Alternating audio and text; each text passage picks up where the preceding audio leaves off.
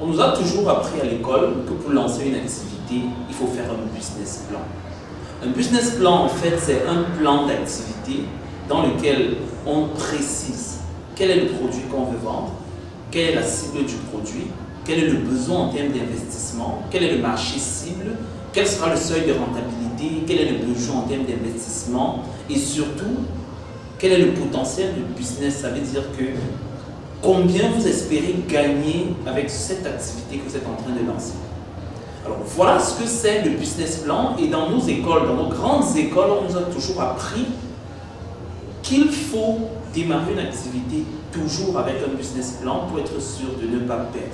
Alors dans cette vidéo, je vais te dire que on n'a pas forcément besoin de business plan pour lancer une activité. Tout dépend du contexte dans lequel on se trouve. Alors, dans toutes les écoles du monde entier, on nous apprend que pour lancer une activité, on a besoin de business plan. Mais est-ce qu'on a effectivement besoin de business plan? Je vais prendre l'exemple de l'Afrique pour t'expliquer qu'il y a des cas, il y a des environnements dans lesquels on n'a pas forcément besoin de démarrer une activité avec les business plans. Et à la fin de cette vidéo, je vais conclure en te révélant quelque chose qui va te faire comprendre que, effectivement, on n'a pas besoin de business plan pour démarrer son activité en Afrique.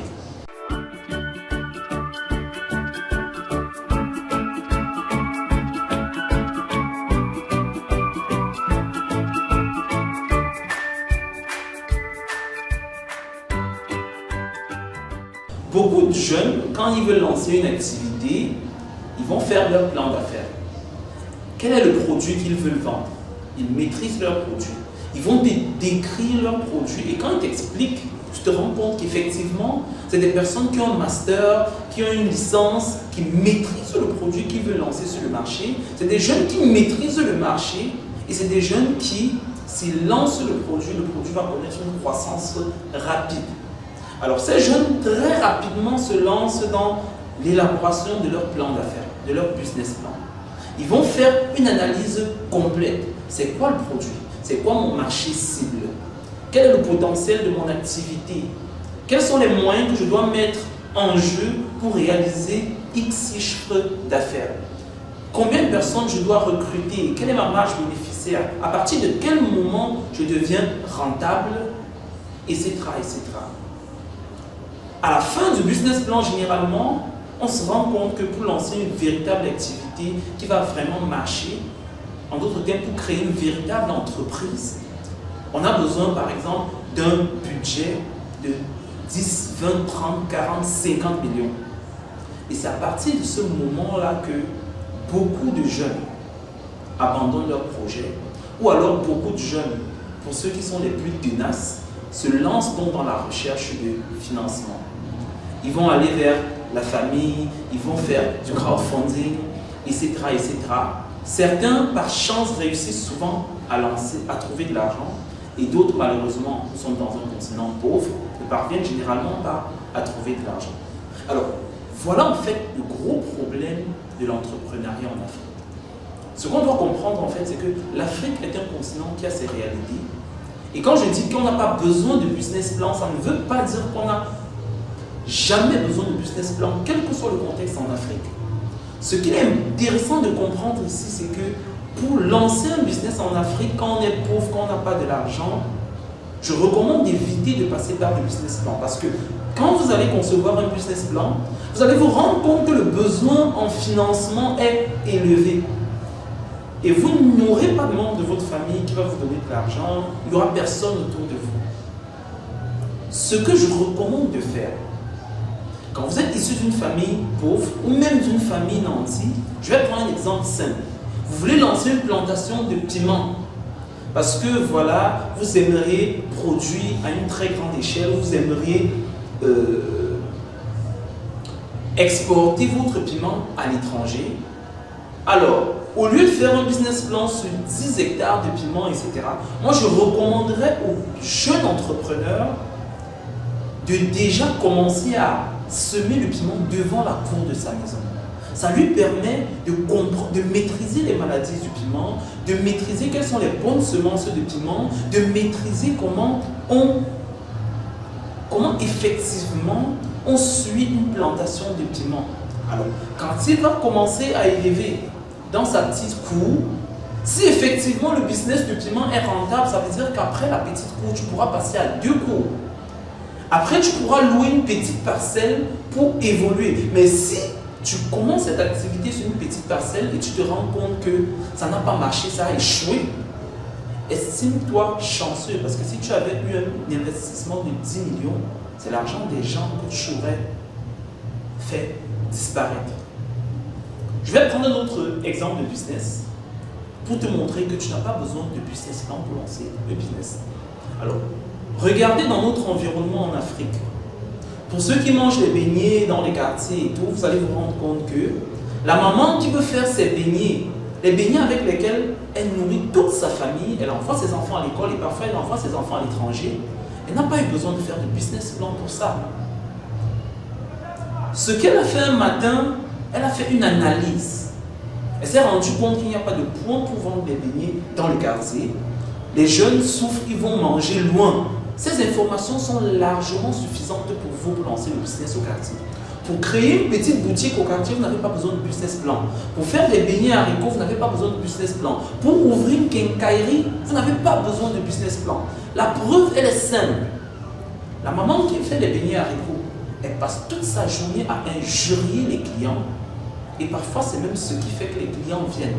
Donc, si vous aviez étudié le marché, étudié l'environnement et tout en vous disant ça peut réussir, ça peut ne pas réussir, c'est une perte de temps inutile. La maman qui vend les beignets, elle passe toute sa journée à injurier les clients et les clients continuent de venir parce que le marché est ouvert en Afrique. Il y a de la place en Afrique. C'est pas la raison, c'est pas pour rien si les Chinois quittent de chez eux pour venir faire des beignets chez nous, alors que nous, Africains, nous ne voulons pas faire des beignets. Donc, il y a autant de business en Afrique. L'autre chose que je veux vous dire, parce que jusqu'à ce niveau, vous avez compris que pour certaines activités, vous n'avez pas besoin de business plan pour vous lancer et pour réussir. Mais ce que je souhaite que vous compreniez, c'est que ce n'est pas pour toutes les activités.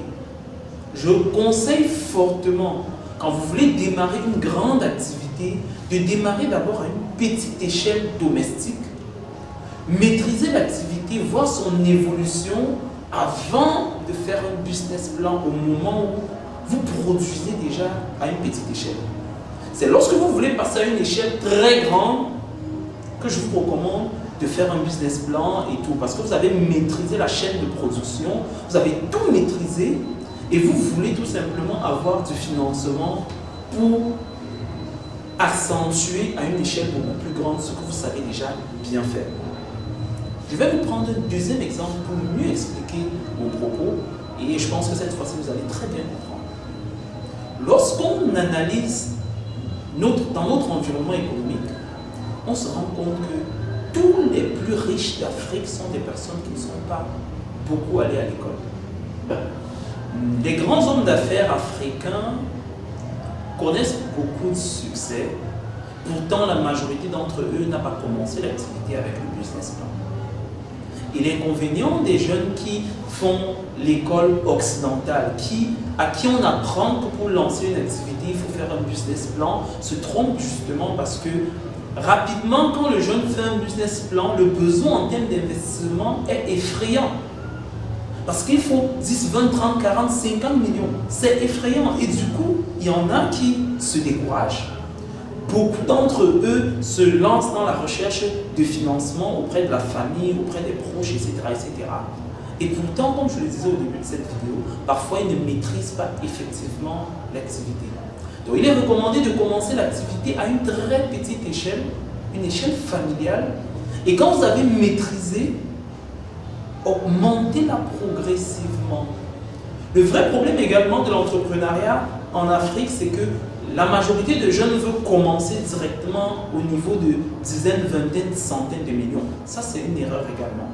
Et c'est la raison pour laquelle également beaucoup d'entre eux ne trouvent pas facilement du financement parce que quand ils vont vers une banque, tout de suite, ils demandent 100 millions et quand on veut regarder qu'est-ce qu'ils ont déjà fait, même à une échelle domestique, rien n'est encore fait et c'est ça le danger.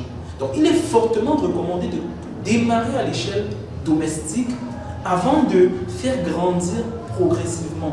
Si vous échouez à l'échelle domestique, estimez-vous heureux de n'avoir pas échoué avec 100 millions de francs d'investisseurs dans votre activité. Alors, je reviens sur le cas des grands hommes d'affaires africains qui, pour la majorité, n'ont pas fait de longues études. C'est des personnes qui, généralement, font confiance à leur instinct. Quand ils pensent que cette activité peut bien marcher, en tout cas dans leur début, ils mettaient un peu d'argent et ils lançaient l'activité. Et petit à petit, ils ont progressé. Aujourd'hui, ces mêmes hommes d'affaires lancent des activités avec le business plan et avec beaucoup de raisons parce que eux, ils ont de l'argent. Quand ils veulent investir de l'argent, ils investissent directement des milliards. Et quand vous voulez investir des milliards, attention, faites un business plan avant de vous lancer. Étudiez le marché, étudiez la concurrence, analysez le comportement de la cible, le lieu où vous voulez implanter votre entreprise, etc. etc. Les machines, les expertises dont vous aurez besoin, c'est très important quand vous voulez lancer un business d'une très grande envergure. Donc, ces multimilliardaires africains qui ont lancé des activités à la base sans faire de business plan, aujourd'hui, parce qu'ils veulent mettre de gros montants, font des business plans. Mais toi, le jeune entrepreneur, toi qui as un très beau projet qui peut valoir des milliards demain, aujourd'hui, ne fais pas une recherche de financement de 100, 200, 300 millions pour lancer dans l'activité. Je prends un exemple banal. Si tu veux cultiver du champignon, alors déjà, à la maison, avec 50 000 francs, tu peux commencer ta culture de champignons. Et si ton projet est aussi juteux que tu le dis, ça veut dire que si tu commences à la maison à l'échelle avec un budget de 50 000, à la prochaine culture, tu peux passer à 100 000 parce qu'effectivement ton projet marche. Mais si tu es incapable, à une petite échelle, de progresser, alors sache que ce n'est pas avec le milliard que tu progresseras. Donc, il est très important, sans avoir besoin de business plan, je le dis bien, démarrer des activités à l'échelle familiale. Suivez-les pendant plusieurs mois, une année ou 2 années, le temps de faire le business plan pour lancer l'activité à une échelle beaucoup plus grande. Et quelquefois, vous allez vous rendre compte que le business plan qui allait d'ailleurs vous permettre de faire des prêts à la banque, etc., vous n'aurez vraiment pas besoin d'aller à la banque demander de l'argent autant pour moi parce que l'activité à l'échelle familiale vous aura permis d'avoir suffisamment d'argent qui vous permette même de financer progressivement vous-même jusqu'à ce que votre activité vale 10 millions, 20 millions, 30 millions. Et à ce moment-là, quand vous recrutez du personnel, quand vous voulez acheter des machines, quand vous voulez exporter vers l'étranger et tout, à un certain moment, vous serez contraint de faire un business plan pour, pourquoi pas, accueillir de nouveaux investisseurs également pour développer votre business à une échelle beaucoup plus grande.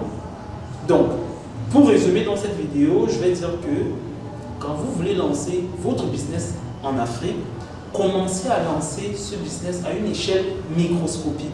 Et pour ça, vous n'avez pas besoin de business plan. Et quand à l'échelle microscopique, votre activité connaît des réussites successives, alors pensez au business plan pour lancer une véritable industrie.